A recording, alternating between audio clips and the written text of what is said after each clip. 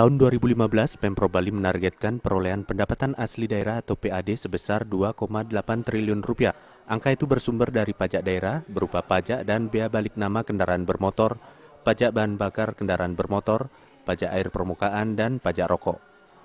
Sumber PAD lainnya yakni bersumber dari retribusi daerah berupa retribusi jasa umum, jasa usaha, dan retribusi perizinan tertentu, pajak bersumber dari hasil pengelolaan kekayaan daerah yang dipisahkan, dan lain-lain pendapatan asli daerah yang sah. Menurut Kepala Dinas Pendapatan Daerah Provinsi Bali, Made Sante, target PAD terbesar bersumber dari pajak kendaraan bermotor dan bea balik nama kendaraan bermotor sebesar 3 triliun rupiah lebih. Target tersebut dinilai realistis melihat pertumbuhan kendaraan di Bali yang tergolong cukup tinggi. Meski target PAD terbesar datang dari pajak kendaraan bermotor dan bea balik nama kendaraan bermotor, Made Sante mengakui masih ada potensi kehilangan atau loss pajak di sektor tersebut, terutama bagi wajib pajak yang bertempat tinggal di daerah terpencil maupun akses menuju unit pelaksana teknis Samsat jaraknya cukup jauh.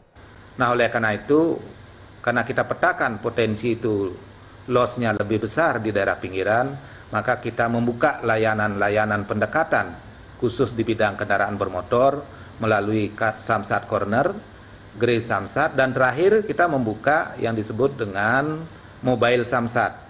Terobosan dilakukan di Spenda Provinsi Bali dengan menerapkan Samsat Keliling.